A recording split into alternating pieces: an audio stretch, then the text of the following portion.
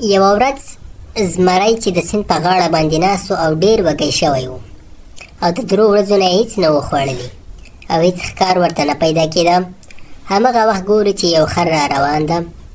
هغه له ځمکې نه واښه خوړل او پر شا یې 2 دانې ټوکرۍ هم تړلې وې چې له واښو نه ډکې وې.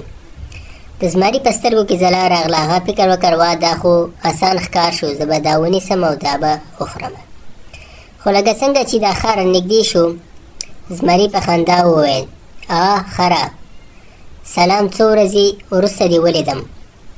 خره چې و هوښیار او د دې نوم ګوپال و، ځنګل کې به دې ته ګوپال ویل کېدله. د زمري سلام وکړ، خو ما هېڅکله ته خپل ملګری نه دی ګڼلی. دې خره ورته ویل چې ما هېڅکله هم ته خپل ملګری نه یې ګڼلی. زمري په جالي خندا باندې ځواب ورته ورکړ، اوس خو ومانه، په ځنګل کې د ټولو ملګرتیا مهمه ده. ته به اورېدلې وې چې ته ډېر هوښیار یې. راځه چې نن سره ملګري شو، ځکه چې دا ملګرتیا مهمه ده. په ځنګل کې باید هر چا سره ملګرتیا وکړي. دې خر چې نوم یې ګوپال و مسکا وکړه، ملګرتیا خو ستا سره صحیح ده، خو ته غوښه خورې او زه واښه. زمري بیا وویل دا خو د ځنګل اړتیا ده وروره، اوس زه بدل شوی یم، که اړتیا وي واښه هم خورمه، چې ملګرتیا ما سره څوک وکړي، د هغه لپاره واښه هم خورمه. خره فکر وکړ ښایي واقعا دا زمری بدل شوی وي. بیا یې وویل ښه که ستا زړه پاک وي نو ملګرتیا ده. نو د خره او زمري یو ځای ګرځېدل. کله چې د سیند غاړه باندې خبرې کولې، میوې او ګلان او واښه به یې راټولول او ماښام به تلل بېرته خپل ځای ته. د ځنګل نور حیواناتو هم لیدل چې دا څه عجیبه جوړه ده، زمری او خر او هوسۍ به کله پورې وخندل او وی ویل دا ملګرتیا ډېر دوام نه کوي. خو خر په زړه کې د زمري لپاره اعتماد زیاتېده، یعنې باور یې پرې راتله چې دا صحیح ملګری دی. خو زمري به تل خوږې خبرې کولې، کله به یې ورسره مرسته کول، کله به یې ورته لار ښودله. د زمری چې و په پټه کې ده ته غل و چې ده باندې حمله وکړي.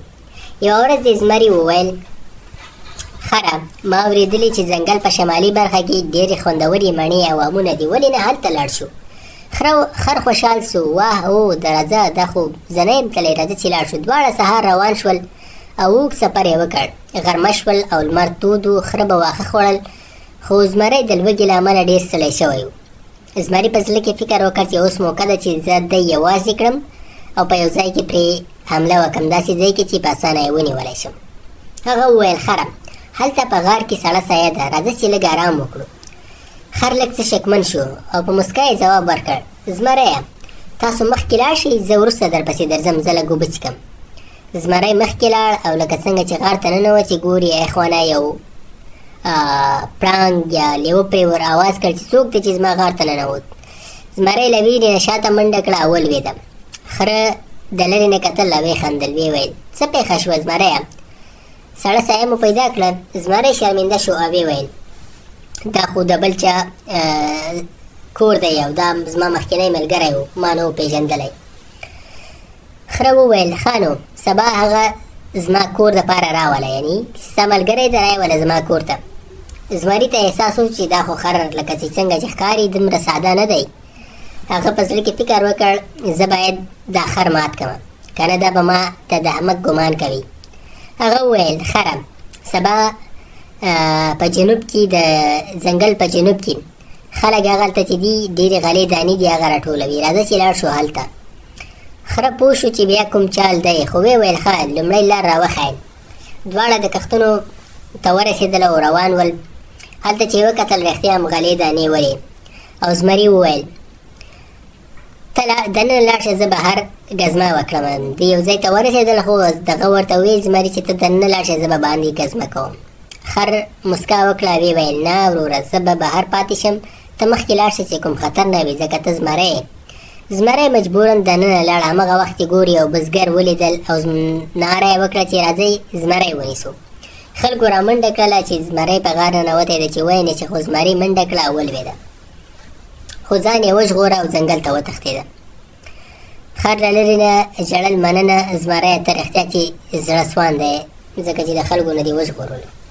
زمری ډېر غوسه شو او قسم یې وکړ چې زه به له دې خره څخه انتقام اخلم. څو ورځې وروسته زمری بیا په مسکا سره راغی خره ته او وایي خره د هغه ورځې لپاره ما وبخه، زه واقعا شرمنده یم. خره ورته وویل هېڅ خبره نه ده، موږ نه تېروتنه کېږي. زمري وویل زه ستا لپاره یو ځانګړی څه راوړم، په نږدې جهیل کې چې دي خوږې میوې او شیونه دي، زه به تا دپاره راوړم. خره حیران شو چې څه ټوکه را سره کوي. زمري وویل نه، راځه چې وایې ګورو. لاړ شو، د سیند ته لاړ شو. د جهیل یا سیند غاړې ته ورسېدل. زمري ولیدل چې ځینې شیان په اوبو کې دي او خوږې میوې دي په دې ونه کې رالوېدلې دي. خره وویل چې نه، دا خو میوې نه دي، دا خو ژوندي موجودات دي په هغه اوبو کې ښکاري. خو په حقیقت کې زمري غوښتل چې خر د اوبو پر غاړه باندې چې کوم کډیان دي د اوبو په غاړه کې چې په هغه ځایونو کې دی راونیسي، همغلته چېرته دی ولویږي او دی راونیسي، حمله پرې وکړي. خو خر چې کله نږدې شو د خاورو کې یې کندې ولیدلې چې کندې دي او ما پکې غورځوي. او خره د هوښیارۍ نه کار واخیسته او لومړی فکر وکړ چې دلته ماته کوم دام شته ده او مخکې لا نړه. زمري ورته وویل چې ولې لا نړې؟ د خره بیا په ورته وویل چې زه احمق نه یم، ستا سترګې ماته هر څه ښیي چې تا کوم چال ماته جوړ کړی دی. زمری بیا ډېر مایوسه شو او د خره له هوښیارۍ نه وېرېده چې دا خو ډېر هوښیار ده.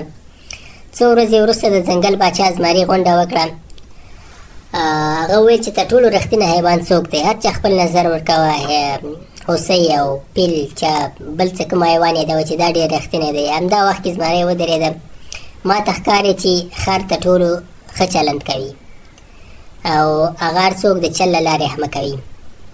زوړ زمری دا د ځنګل پاچا د همدې دروغو د ثابتولو لپاره چې څنګه خلک احمقوي، یعنی دوکه ورسره کوي، په ارامه سره یې وویل پاچا اجازه راکړه زه هم څه ووایم. د ځنګل پاچا ټول واورېدل. بیا وویل زمری ستا دروغ ښکاره کړل، د چلګرو لپاره ځنګل کې ځای نشته.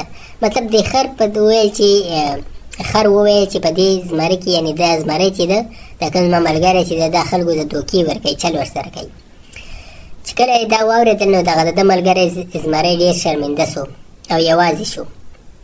موسم بدل شو، وخت تېرېده، بله ورځ باران شو او سیندونه ډک راغلل. خر اوس د ځنګل د ټولو حیواناتو خوښ شو، ځکه چې ده هغه زمری خلکو ته وپېژنده، نورو حیواناتو ته وپېژنده چې دا چلګر ده. خو زمری خفه و. هغه وخت یې فکر وکړ چې زه یو ځلې بیا هڅه کوم که مې چېرته دا خر یا مړ کړ یا به ما مړ کړي. هغه د شپې د خره کور ته ورسېده او ویې ویل زه ډېر ناروغه یم، ما ته ډاکټر ویلي دي چې ته باید د خره شیدې وخورې. خره وویل سمه ده، آیا تا رښتیا زما شیدې ښه کوي؟ زمري بیا په فکر کې شو چې ورته ویې ویل هو لږ لږ ما ته معلومات شته چې ښه کوي مې. خره ورته وویل ښه سبا سهار راشه زه به یې درکړم. زمری خوشحاله شو او روان شو.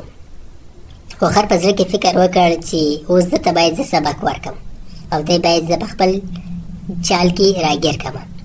او ده دپاره یو کډۍ وویسته، په همغه باندې یې لرګي واچول چې دی پکې ولوېږي.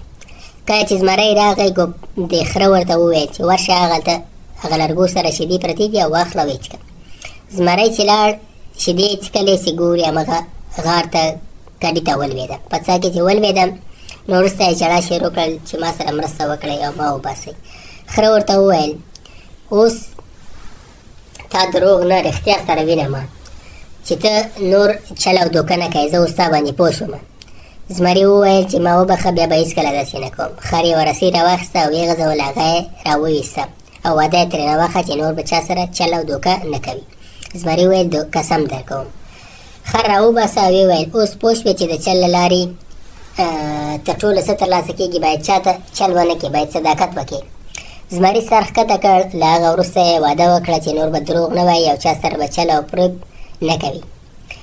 او زمری دې وخت کې چې دا نورو هم ولیده چې دی ښه ثابت شو، بیا د باندې اعتماد کوه، باور یې پرې کوه. خره وویل وګورئ څوک چې رښتینی پښیمانه شي هغه ته دوهم فرصت هم باید ورکړ شي. د ځنګل پاچا زمري اعلان وکړ له نن څخه دغه کم زمری چې موږ پسې اخیستی وو بخښنه ورته کول کېږي او د خپله تېروتنه منلې ده. زمري د سترګو اوښکې راغلی او له خر څخه یې مننه وکړه او ویې چې دا ټول تا وې چې ما ته د انسانیت راوښوده. خر په مسکا سره وویل نه وروره ما هېڅ ونه کړل، یوازې مې ستا اصلي څېره وښوده.